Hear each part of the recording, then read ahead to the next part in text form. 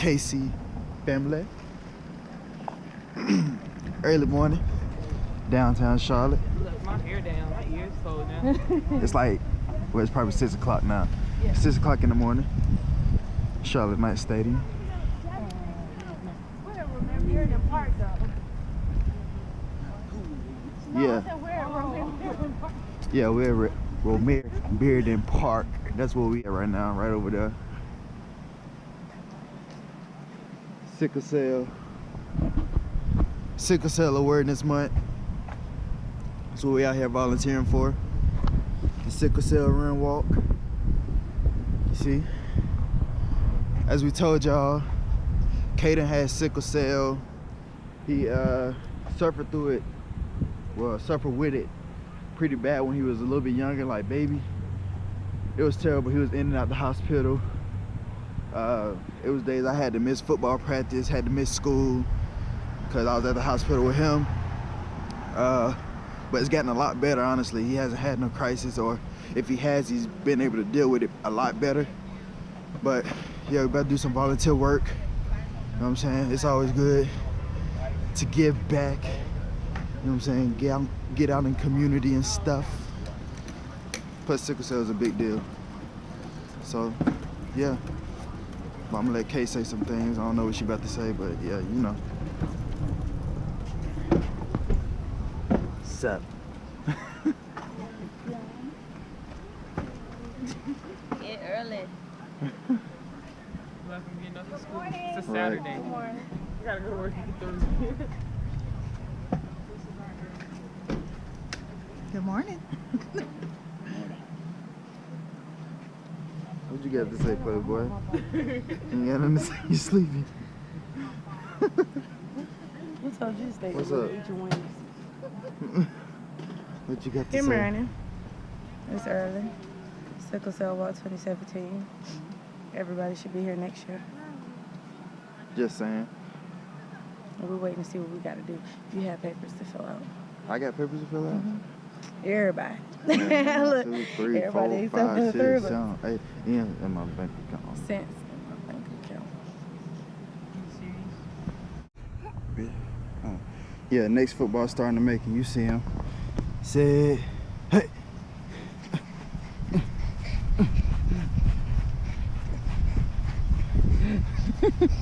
Yeah, y'all see that? Y'all see that little burst? Let them know, Kyron. Yeah. Tell them. Starting to get daylight now. We out here, cuz. In a minute, I'm gonna have one of the ones that's over this whole run walk, sickle cell run walk thing. Pretty much explain to y'all what sickle cell is, how it works. I guess not really how it works. I guess what happens when you have a crisis. Yeah, so y'all get a better understanding, because the thing is that I've realized a lot of people, since it's like a disease, I guess, people try to treat it as an STD, which is very stupid, because it's definitely not that at all. It's definitely a serious condition, because you can die from it. Like I said, Caiden has it. My cousin also has it. My cousin Tonio. I have the trait, and also Kay has the trait, which is obviously the reason why Caiden has it. But yeah, I'm gonna try to get her to explain what sickle cell is, what happens during a crisis, what you can do to prevent it, just so anybody that does have sickle cell that watches this knows what to do. I'm pretty sure your doctors already tell you what to do, but if you don't know this information, pretty much after you watch this, you will know. Just trying to help people out there with sickle cell out, because like I said, it's very serious. Just like, for instance, since, like, say you play football or something, you can't play, the game that, if you have a game in Denver or Colorado already, I guess, you can't go there and play because of the elevation. It'll cause you to have a crisis. But like I said, I'll get her to explain that, hopefully, if she's not too busy. But yeah, got Kyron out here running right now. Got messing up my kangaroos, cuz.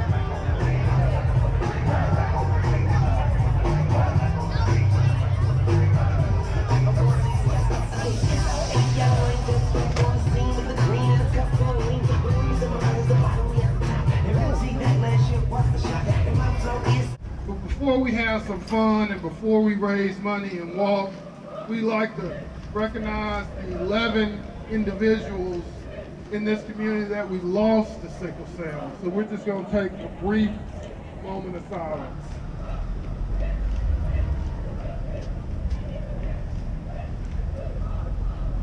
And in recognition of those individuals, we're going to release 11 balloons.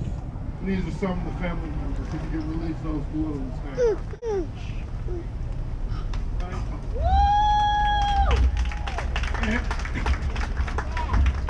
And not only are we recognizing those that we've lost, we're recognizing the advancements in sickle cell, bone marrow transplants, and other treatments, and other strategies. We're both trying to cure sickle cell and cope with the disease.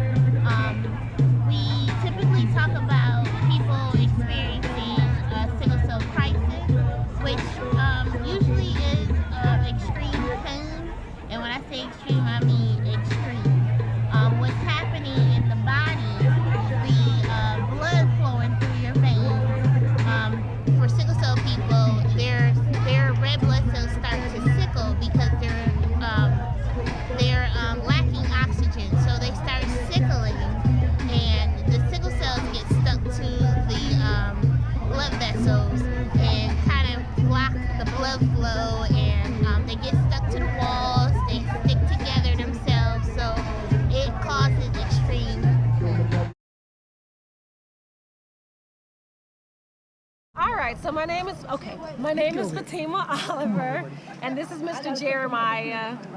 How sickle cell affects Jeremiah's life? Well, I'll say that we definitely believe that he can be anything that he wants to be. We definitely promote that within our home. We definitely don't use it as, somewhat of a crutch. We try to treat him as normal as everyone else. The downside of what happens with him is that he doesn't have a spleen. So a spleen actually helps to fight off infection. And they generally lose their spleen, the effectiveness of it, around 1 or 2 years old. So that means that when he goes to school, every kid that gets sick and has little sniffles, he comes home with the cold. And it's one of those things where we struggle with because we don't want him to live in a bubble. But, it's a lot to have to constantly take care of him. It's a lot where your child may get the flu and have to stay home. He can wind up in the hospital. So that's one of the major things that affects him. There are things that can happen internally as far as like kidney failure, or possible seizures. Right now, we're thankful that he doesn't have those experiences, but just the day-and-day stuff of the colds and some pain crises. Ever so often, he does get pain crises at his age, the age of 6. His pain crisis would be in his hands, in his body, in his feet. And what that means for a typical family is they need a stroller around the house for a 6-year-old if they want to go out, or we have to carry him around, or we have to just let him lay in the bed and he cannot go to school. So it's those type of things that we have to deal with on a day-to-day basis. But our belief is that, you know, God has him and that this is his cross that he has to bear. That's something that we can't bear for him, but we can definitely help support him as much as possible. Yeah.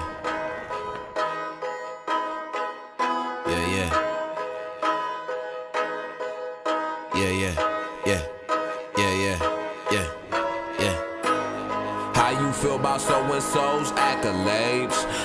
What? I know in them Palisades. How you feel about so-and-so's accolades? What? I know in them Palisades.